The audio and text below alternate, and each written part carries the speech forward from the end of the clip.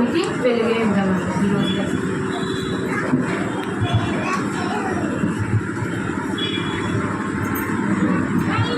పిల్లలు, దేవుడు మనకు వెలుగునివ్వడానికి ఏమి ఇచ్చాడని చెప్పాను కదండి. ఏమి ఇచ్చాడు వెలుగు ఇవ్వడానికి? సూర్యుడు, చంద్రుడు, ఇచ్చారు కదా. సూర్యుడు, చంద్రుడు, నక్షత్రాలు ఎక్కడ ఉంటాయి? భూమి కింద ఉంటాయి, భూమి పైన ఉంటాయి. పైన అంత ఎత్తులో ఎందుకు పెట్టాడు? కిందే పెట్టచ్చు కదా. అందరికీ వెలుగు ఇవ్వడానికి. మీకు ఎప్పుడైనా డౌట్ వచ్చిందా? సూర్యుడు, చంద్రుడు, స్టార్లు పైన ఎందుకున్నాయి, కిందే ఉండొచ్చు కదా. సమస్త సృష్టిని దేవుడే చేశాడు కదా. మరి ఎప్పుడైనా మీరు అనుకున్నారా సూర్యుడు పైన ఎందుకు ఉండాలి, కిందే ఉండకూడదా అని ఎప్పుడైనా ఆలోచన వచ్చిందా మీకు? రాలేదా?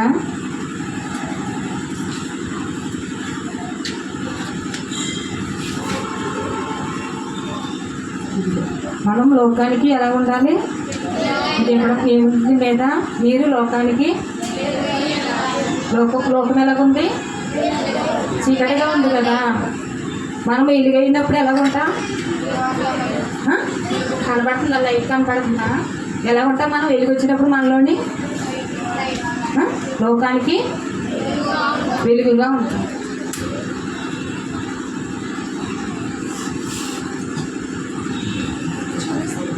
జ్యోతులన్నీ ఆకాశంలోని ఎత్తైన స్థలంలోని పెట్టినప్పుడు ఎందుకు అలా పెట్టాడు?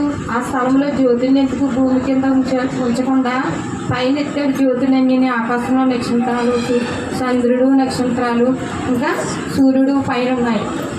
ఈ లోకంలో సృష్టి అంతా దేవుడే చేశాడు. కానీ భూమి మీద పెట్టకుండా వెలుగు ఇవ్వడానికి, వెలిగించిన సామాన్లు మనం కింద పెట్టగలమా? కింద ఒక ఘాట్ లైట్ వెలిగించుకో, మనం గంప కింద ఎక్కడ ఎట్టావు ఇప్పుడు ఎలా ఉంటుంది?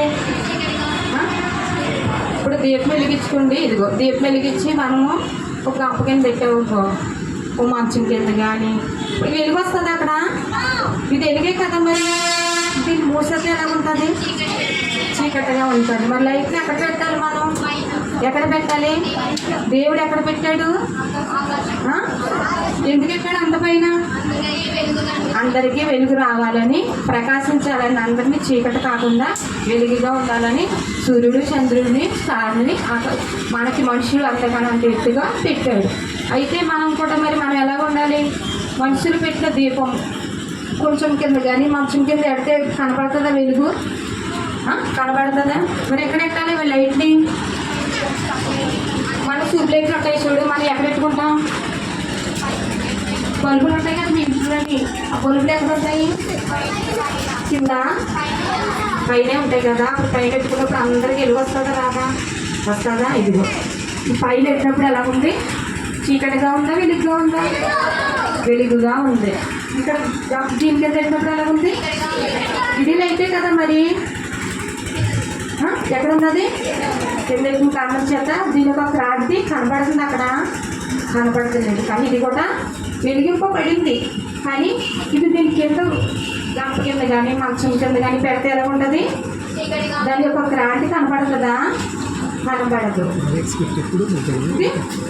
ఇది ఎలిగే కనబడుతుంది కదా. లైట్ ఎక్కడ ఉంది? ఎక్కడ ఉంది? వెలుగు సంబంధులు ఎక్కడ ఉండాలి మరి? పైన. అందరికీ ఇలా ఉండాలంటే మరి ఎలా ఉండాలి? మనం పుట్టి గురించి చూపులేని వ్యక్తి కోసం మనం లెసన్ ఉన్నాం కదా. ఆ వ్యక్తి కోసం నేను చెప్తాను. తను దేవుడి కోసం ఎలా ఎలుగై ఉన్నాడో ఇప్పుడు మనం నేర్చుకుంటాం. యేసు ప్రభు ప్రాంతం నుంచి వెళ్తుండగా, ఈ ప్రాంతం నుంచి వెళ్తుండగా అక్కడ ఒక వ్యక్తి ఉన్నాడంట. ఆ వ్యక్తి ఎవరు? పుట్టుకతోనే చూపు లేదంట. ఏం లేదు? కళ్ళు మూసుకున్నాం అనుకో మనకి ఏమైనా కనపడుతుందా? ఏమైనా కనపడుతుంది అసలని? చీకటిగా ఉంటుంది. అలా ఒక వ్యక్తి ఉన్నాడంట. ఆ ప్రాంతం నుంచి ఎవరు వస్తున్నారు? యేసయ్య ఒక ప్రాంతం నుంచి వస్తున్నాడంట. ప్రయాణం చేస్తూ వస్తుంటే ఒక వ్యక్తి, చూపులేని ఒక వ్యక్తి వచ్చి యేసయ్య దగ్గరికి వచ్చి, ప్రభువా నా కొళ్ళు తెలుసు ప్రభు అని యేసు ప్రభు తన దగ్గరికి వెళ్ళి, కొల్లేవు కదా యేసయ్య దగ్గరికి విశ్వాసంతో ఇచ్చాడంట. తను ఏం చేశాడు? యేసుప్రభు ప్రయాణం చేస్తాడు. యేసుప్రభు దగ్గర ఏమైనా ఉన్నాయా? ఆయుధాలు ఏమైనా ఉన్నాయా? ఏమీ లేవండి. ఏమైనా ఉన్నాయా? లేవంట. నువ్వు తెలుసు కదా, నువ్వు కొత్తది కదా అందరికీ. నువ్వు నేల మీద వేసి దాన్ని ఏం చేశాడు? కలిపి దాన్ని తీసి కొళ్ళుకు రాశాడంట. ఎందుకు రాశాడు? కొళ్ళుకు రాశాడు. చూపు లేదు కదా ఇతనికి. చూపు ఉందా మరి? చీకట్లో ఏమైనా కనబడిందా అతనికి? కనిపిస్తలేదు. యేసుప్రభు ఆ ప్రాంతం నుంచి వచ్చినప్పుడు యేసయ్య ఏం చేశాడు? గుడ్డి వాడైన ఒక వ్యక్తిని ఉమ్ము వేసి, ఉమ్ము ఏం వేశాడు? యేసు దగ్గర ఏమైనా ఆయుధాలు ఉన్నాయా? ఏమి లేవు. ప్రయాణం అలాగే చేశాడు. ఉమ్ము వేసి మట్టి తీసి ఎక్కడ పావాడు? ఎక్కడ పావాడు? మళ్ళీ పావి నువ్వు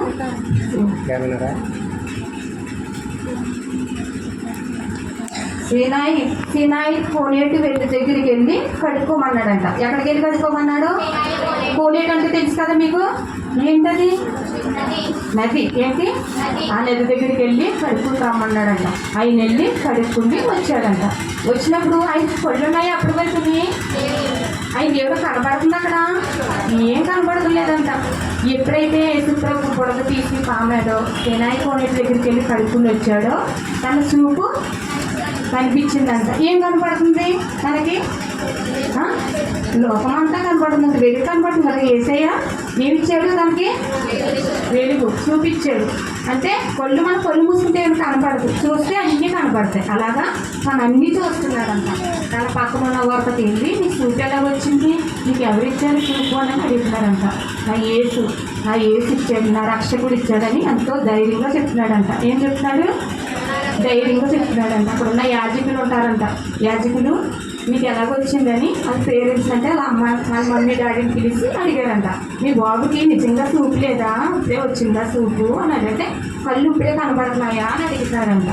అప్పుడు తల్లిదండ్రులకి మరి దేవుడంటే తెలియదు కదా, తెలుసా? యాజకులు ఏమన్నా అంటారేమో, నిజంగా దేవుడే కళ్ళు రప్పించాడని చెప్పితే వాళ్ళు మమ్మల్ని ఏమైనా బంధించేస్తాడేమో అని మాకు తెలియదండి. ఆయన్ని అడగాలంటే మా బాబునే అడగండి అని చెప్తారంట. ఎవరు భయపడ్డారు? తల్లిదండ్రులు యాజకులకు భయపడ్డారు. ఎవరు భయపడ్డారు? కానీ ఈ వ్యక్తి భయపడుతున్నాడా? ఏమని చెప్తున్నాడు? నాకు నా రక్షకుడు నాకు ఇచ్చాడు, చూపు నాకు ఇచ్చాడు అని ఎంతో ధైర్యంగా చెప్తున్నాడంట. నేను వెలిగింపబడ్డాను, నా యొక్క యేసయ్య నాకు కళ్ళు ఇచ్చాడని ఎంతో ధైర్యంగా చెప్తుంటే యాజకులు అంటే ఏంటో తెలుసా? దేవుడి బిడ్డలే ఆడుకోవటానికి. కానీ దేవుని చూసారా? మరి వాళ్ళ కళ్ళు తెరవబడలేదంటావా? వాళ్ళు దేవుడి గుర్తులే. యాజకులు అంటే పరిసేరికులు అంటే దేవుడు పనిచేసిన వారే. అయినప్పుడు వాళ్ళు కొళ్ళు తెరవబడ్డారు. కానీ దేవుని చూసారు వాళ్ళు చూడలేదు. ఎవరు కొళ్ళు అయితే తెరవబడతాయి వాళ్ళే దేవుడిని చూడగలము. వాళ్ళ ధైర్యంగా చెప్పగలరు లోకానికి. అది ఆ వ్యక్తి ఎవరికి భయపడలేదు. అసలు ఎక్కడ వెళ్ళినప్పటికీ కూడా నా కొళ్ళు నా దేవుడే తెరిచాయి. అసలు అసాధ్యమేనా? అసలు కొళ్ళు రావడం అసాధ్యమేనా? ఇప్పుడు కొళ్ళు లేవు. ఇప్పుడు మరి నేలబెట్టుతో తీసి ఇలా తీసాడు, కోనేటి దగ్గరికి వెళ్ళి కడుక్కున్నాడని నేను చెప్పాను. అప్పుడు మీరు నమ్ముతారు మరి? అది చేయలేడా మన దేవుడు? చేయలేడా? దేవుడికి అసాధ్యమైనది ఏమీ లేదు, అన్నీ చేయగలడు కదా.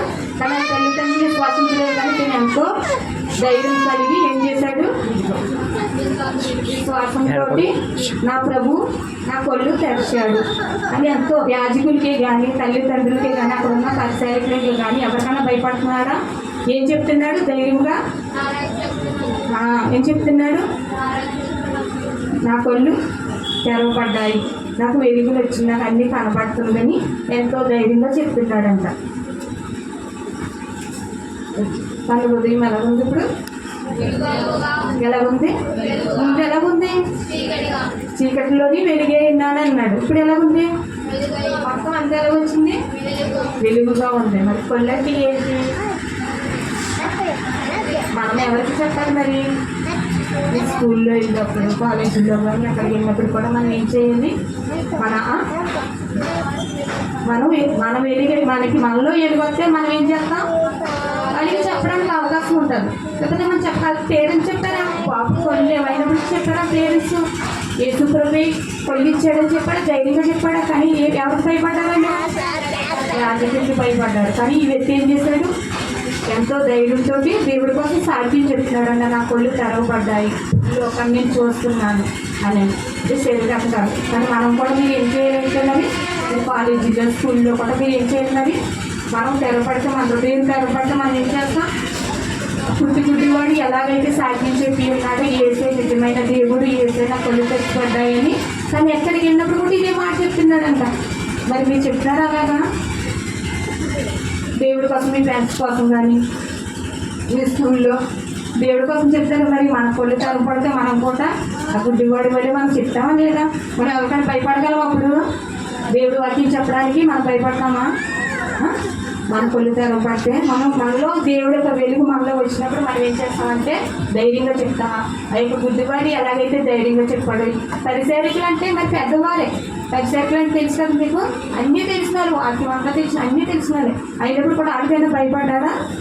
భయపడలేదు. ఏంటి? పూర్తి విశ్వాసం ఎవరి మీద పెట్టాడు? దేవుడి మీద పెట్టాడు. దేవుడు నా కళ్ళు తెరవబడ్డాడు, నేను లోకాన్ని ఎంత చూస్తున్నాను, వెలుగుని చూస్తున్నానని ఎంతో తన సాధ్యం చెప్తూ ఉన్నాడు. మరి మీరు కూడా మీరు అలాగా మన స్కూల్లో కాలేజీల్లో కూడా అలాగే ఉంది.